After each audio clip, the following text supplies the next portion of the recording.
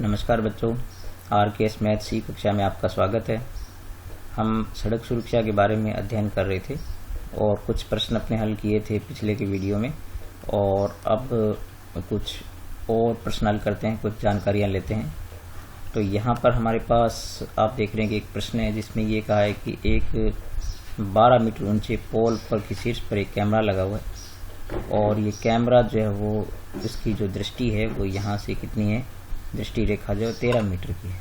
ठीक है, तो आपको इसमें दो बातें ज्ञात करनी है कि पोल के पाद से वह दूरी ज्ञात करनी है जहाँ जो है वो कैमरा जो है जहाँ दिखाई देता है, यातायात दिखाई देगा जहाँ से, तो और पोल का आदर्शनीय क्षेत्र भी आपको ज्ञात करना है। तो यहाँ पर पहले हम देखते हैं कि क्योंकि कैमरे का मुंह इस प्रकार से लगा हुआ है तो कैमरा यहाँ से देखना शुरू करेगा, आप देख सकते हैं। तो ये इतनी दूरी जो है यहाँ ये वो देख नहीं पाएगा और उसका क्षेत्रफल ज्ञात करना है। तो यहाँ से ये जो दूरी ज्ञात करनी है वो आपको दूरी ज्ञात करनी है कि जहाँ से वो नहीं देख पाएगा। तो यहाँ पर हम देख सकते हैं कि यहाँ पर हमारे पास एक समकोण त्रिभुज बन रहा है। तो समकोण त्रिभुज ABC, ठीक है, समकोण त्रिभुज ABC आप देख रहे हैं। तो इसमें हमारे पास ये कर्ण है, देखो लंब है, और आधार हमें ज्ञात करना है। तो आधार आप सीधा इस प्रकार से पाइथागोरस प्रमेय से ज्ञात कर सकते हैं। तो आधार स्क्वायर बराबर क्या होता है, कर्ण स्क्वायर माइनस लंब स्क्वायर। ठीक है, तो ये किससे ज्ञात हुआ है, ये पाइथागोरस प्रमेय। ठीक है, पाइथागोरस प्रमेय के सूत्र आप जो आधार लंब और कर्ण के याद रखो पाइथागोरस प्रमेय से। तो यहाँ पर आधार का आप नाम दे सकते हैं यहाँ BC, और आपके पास कर्ण जो है वो कितना है, 13 है। तो ये हो गया 13 का वर्ग माइनस ये हो गया 12 का वर्ग।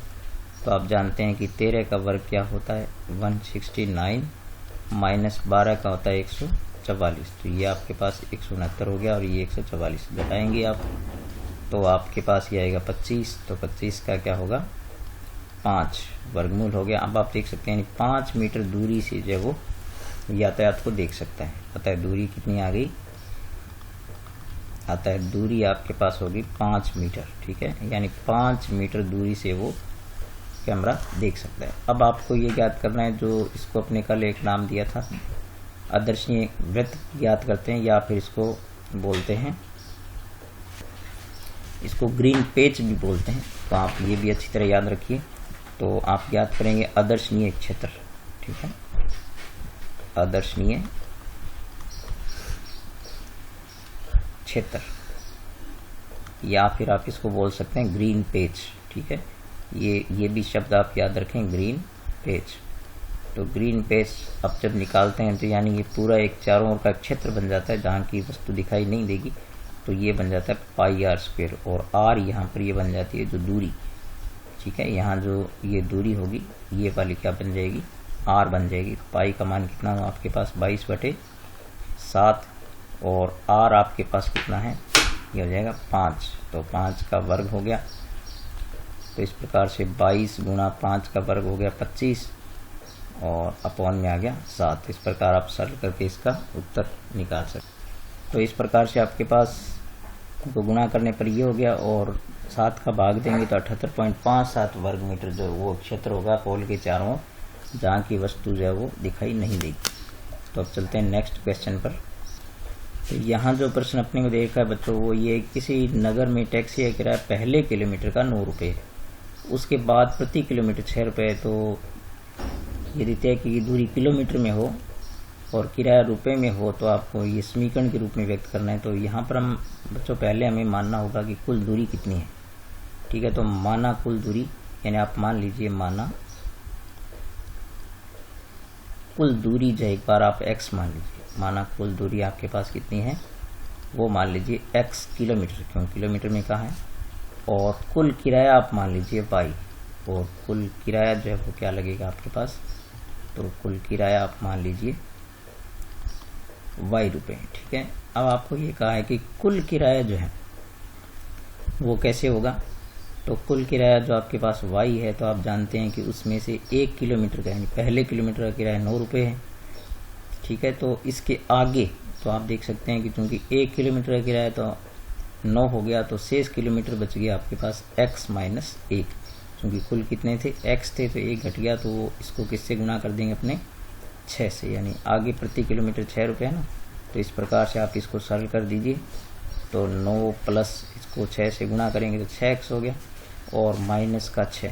अब आप सरल करके इसको और इस तरफ ले आइए, तो ये हो गया 3, क्योंकि 9 में 6 गया, 3 प्लस 6x, ठीक है। अब आप इसको इस प्रकार से लिख दीजिए, y माइनस 6x बराबर 3। इस प्रकार से ये क्या बन गई, आपकी समीकरण बन गई। तो यहाँ पर आपको समझने की बात ये है कि 1 किलोमीटर का किराया जब आपके पास 9 रुपये हो जाता है तो शेष किलोमीटर 1 कम हो गया, तो वो 1 कम घटा करके बाकी किराए से आप गुणा कर दीजिए। तो इस प्रकार से ये समीकरण बनती है। चलते हैं नेक्स्ट क्वेश्चन पर। तो यहाँ जो आपके पास नेक्स्ट क्वेश्चन है, इसमें कहा है कि रेलवे स्टेशन पर एक खंबे के आधार से 30 मीटर दूरी पर, तो इस प्रकार से ये खंबा लेते हैं अपने, यहाँ से ये खंबा है, तो इसके आधार से 30 मीटर की दूरी पर कोई बिंदु है यहाँ पर, जिसका उन्नयन कोण कितना बनता है, 30 डिग्री बनता है। तो ये कह रहा है कि खंबे की ऊंचाई ज्ञात करें। तो इस प्रकार से मान लीजिए कि आप खंबे की ऊंचाई कितनी आपके पास h है, तो एक बार इसको मैं h मान लेते हैं। तो इस त्रिभुज को एक नाम दे देते हैं ABC। तो इस प्रकार से हम समकोण त्रिभुज ABC में त्रिकोणमिति की सहायता से अपने जो 8वीं प्रश्नावली में सवाल करते हैं उस प्रकार से अपनी इसकी ऊंचाई ज्ञात कर सकते हैं। तो हम लेंगे समकोण त्रिभुज ABC में, तो समकोण त्रिभुज ABC में आपको लंब ज्ञात करना है और आपको आधार दिया हुआ है। तो इस प्रकार से आप अनुपात ले सकते हैं लंब बटे आधार, और लंब बटे आधार आप जानते हैं क्या होता है, tan थीटा। अब लंब हमने क्या माना है, h, और आधार आपको दे रखा है 30, और tan थीटा की वैल्यू आपको दे रखी है 30 डिग्री। तो अब आप जानते हैं कि tan की जो वैल्यू होती है वो tan 30 में 1/√3 होती है। अब आप इसको तिरछा गुणा कर दीजिए, तो तिरछा गुणा करेंगे तो √3 h से गुणा हो जाएगा। तो इस प्रकार से हो जाएगा √3 h बराबर 30 को 1 से करेंगे 30 आ गया। अब h बराबर हो गया 30/√3, यानी गुणा वाला राशि भाग में जाएगा। अब आप क्या कर दो, इसका परिमेयकरण, हर का परिमेयकरण कर दो, ठीक है। परिमेयकरण से आप ये देखेंगे कि आप √3 का ऊपर नीचे गुणा कर दो, तो h बराबर हो गया 30/√3 गुणा √3 का ऊपर नीचे आप गुणा कर दें, तो ये हो जाएगा आपके पास 30√3, और √3 को √3 से गुणा करेंगे तो क्या आएगा √9, और 9 का वर्गमूल आपके पास क्या होता है, 3 होता है। तो इस प्रकार से ये आ गया 3 को आप 30 से कैंसिल करेंगे तो आ जाएगा 10, और साथ में √3 है तो 10√3 मीटर दूरी आ जाएगी आपकी, ठीक है। इसकी ऊंचाई आ जाएगी। तो खंबे की ऊंचाई क्या होगी, इस प्रकार से खंबे की ऊंचाई जो है वो आपके पास क्या आएगी, 10√3 मीटर आएगी। तो आप 10√3 मीटर लिखें, और ज़्यादा लिखना चाहें तो आप इसको क्या कर सकते हैं, √3 का यानी 3 का जो वर्गमूल होता है 1.732 लेकर के, और ये कुल दूरी आपके पास बन जाएगी इसको 10 से गुणा करेंगे आप, तो ये आपके पास हो जाएगी 17.32 मीटर होगी, ठीक है। तो इस प्रकार से इसको हल कर सकते हैं। चलते हैं नेक्स्ट क्वेश्चन पर। तो यहाँ जो अपने पास प्रश्न है बच्चों, इसमें ये कहा है कि एक टावर है जिसका उन्नयन कोण जो है वो 30 डिग्री है किसी बिंदु से। तो ये कह रहा है कि यदि इसकी ऊंचाई को दुगना कर दिया जाए तो क्या ये जो उन्नयन कोण है वो भी दुगना हो जाएगा। तो इसमें सबसे पहले अपने जब समकोण त्रिभुज लेते हैं ABC, तो समकोण त्रिभुज ABC में आप देख सकते हैं कि लंब बटे आधार, तो लंब बटे आधार लेंगे, क्योंकि आधार को नहीं बढ़ाना है, सिर्फ ऊंचाई दुगना करना है। तो ये तो यहाँ पर फिक्स रहेगा, ये BC है तो ये QR, ये दोनों बराबर रहेंगी। तो यहाँ पर अब लंब बटे आधार यानी AB बटे BC बराबर आपके पास हो जाएगा tan 30, ठीक है। तो tan 30 हो गया। अब हम देखते हैं कि इसको समीकरण नंबर 1 डाल देते हैं। अब आपको ये कहा है कि इसको जो है वो ऊंचाई दुगनी करने पर, ठीक है, यानी खंबे की जो ऊंचाई है उसको दुगना कर दें, तो ऊंचाई को दुगुना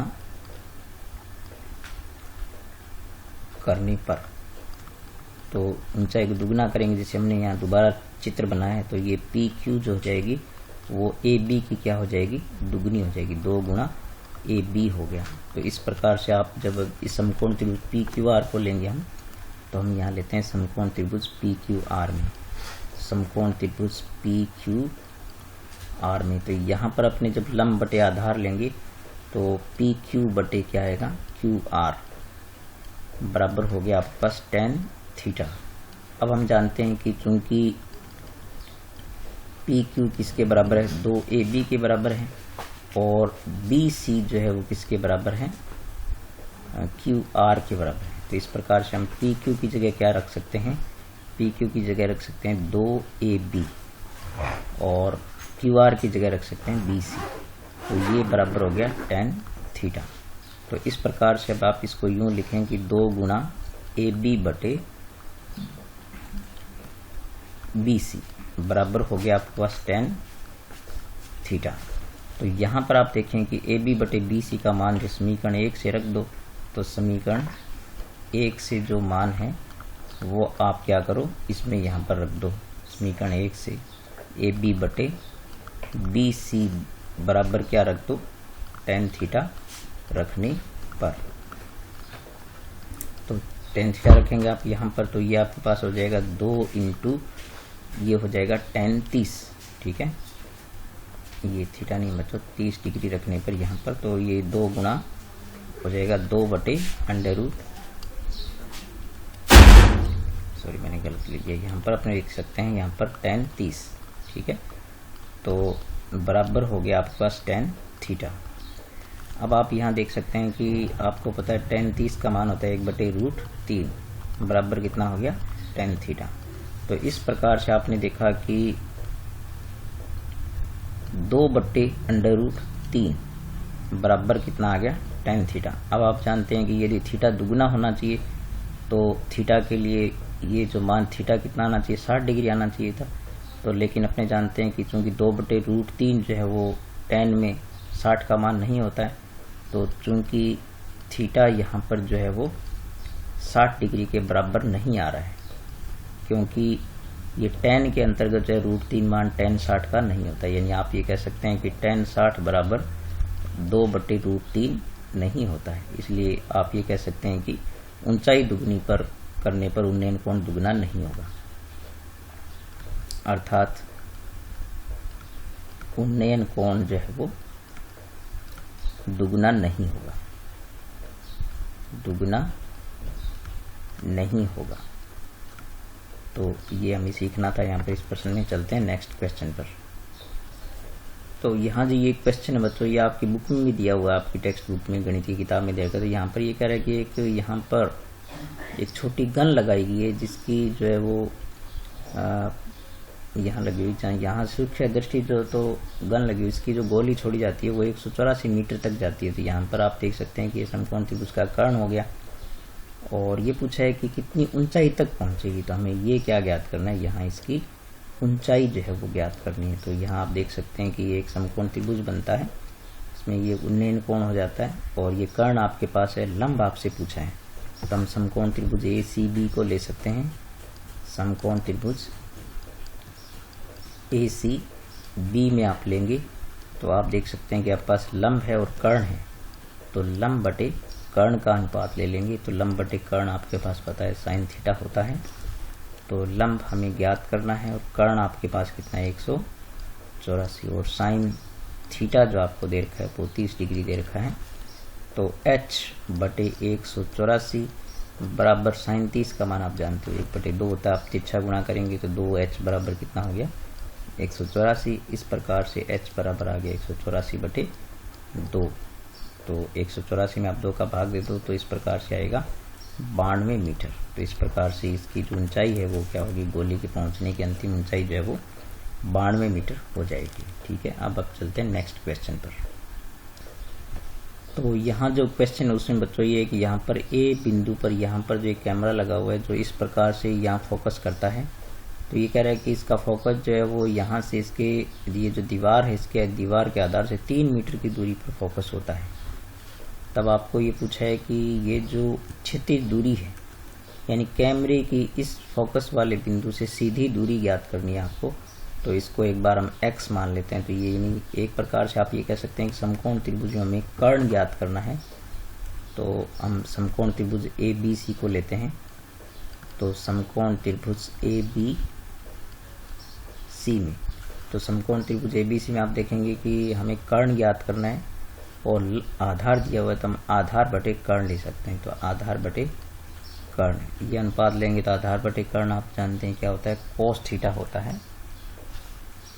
ठीक है, तो आधार हमारे पास कितना है 3 है और कर्ण को हमने x मान लिया और cos थीटा हमें जो दे रखा है वो कितना है 60 डिग्री दे रखा है यहाँ पर। तो cos 60 का मान जो है कितना होता है, cos 60 का मान आपके पास जो था 1/2 होता है।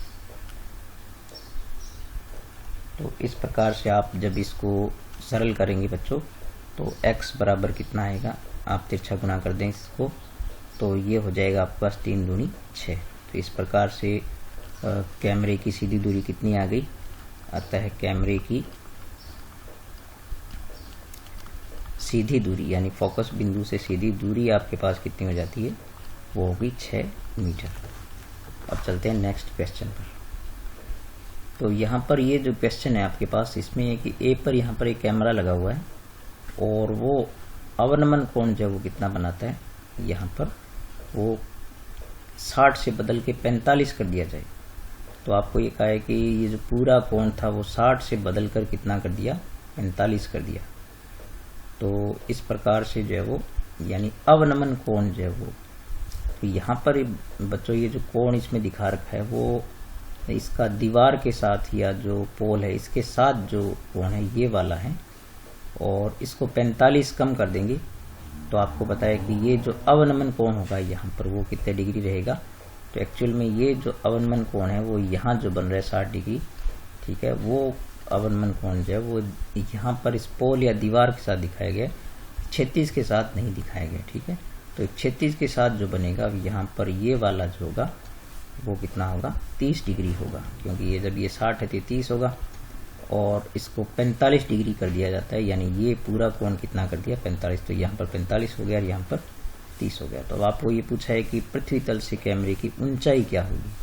तो ये ऊंचाई को हम h मान लेते हैं और एक बार इतनी दूरी को हम क्या मान लेते हैं, ये मान लेते हैं x। तो हमारे पास 2 समकोण त्रिभुज हो जाते हैं। तो ऐसे प्रश्नों करने के लिए आप पहले समकोण त्रिभुज जो छोटा है उसको लेंगे। तो समकोण त्रिभुज पहले हम लेंगे ABC को। ABC में आप देख सकते हैं कि ऐसे प्रश्नों में हमेशा हम जो लंब बटे आधार ही लेते हैं। तो h बटे x बराबर आपके पास हो जाता है tan 45। ठीक है, लंब बटे आधार बराबर tan 45 हो गया। तो h बटे x बराबर आपके पास हो गया tan 45 का मान 1 होता है। तो इस प्रकार से h बराबर क्या आ गया, x। ये आपकी पहली समीकरण का मान आपको ज्ञात हो गया। अब हम लेते हैं दूसरा त्रिभुज जो बड़े वाला है, समकोण त्रिभुज ABD में।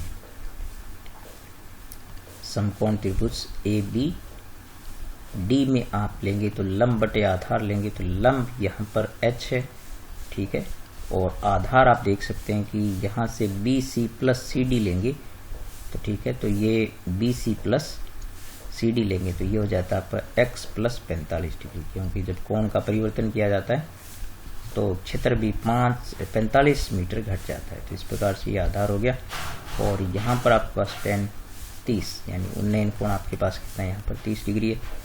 तो h बटे x प्लस 45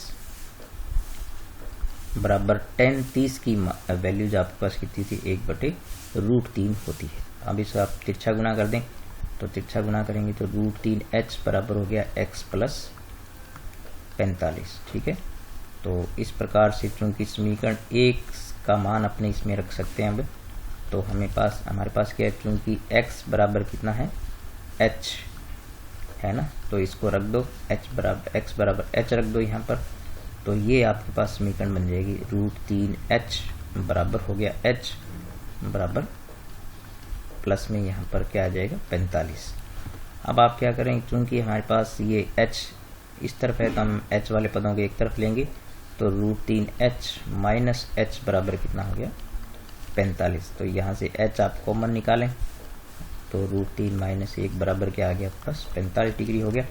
अब आप इसका जो है वो h का मान निकालेंगे तो गुणा वाली राशि भाग में जाएगी, तो 45 बटे क्या आ गया आपके पास,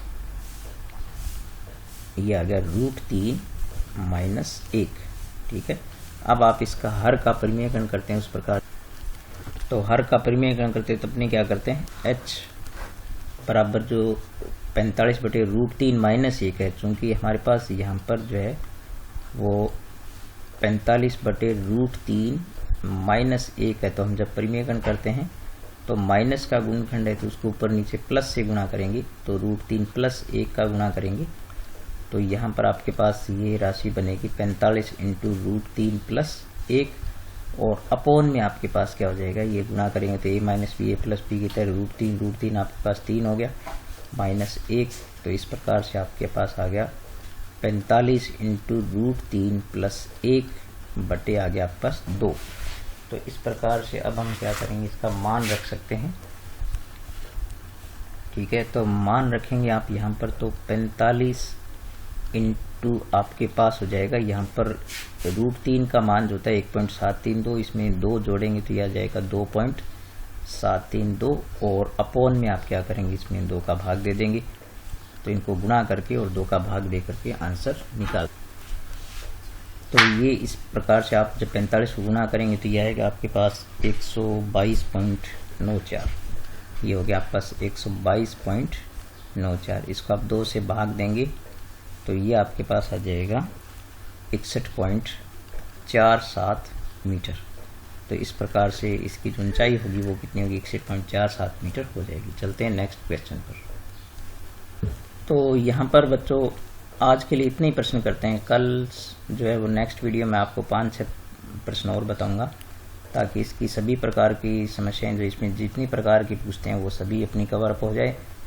तो कल मिलेंगे नेक्स्ट वीडियो में, आप इस सब प्रश्नों को ध्यान से करना। और ये आपकी चूँकि प्रश्नावलियों से जुड़े हुए हैं, जैसे कुछ समांतर श्रेणी वाले में थे, कुछ आपके जो है वो इसमें जो त्रिकोणमिति वाली 8वीं प्रश्नावली उसके पर आधारित है, कुछ आंकड़ों पर आधारित प्रश्न अपने और करेंगे, और सरल रैखिक समीकरण वाले भी करेंगे। तो ऐसे कुछ प्रश्नों को अपने नेक्स्ट वीडियो में करेंगे। तो मिलेंगे अगले वीडियो में, तब तक नमस्कार।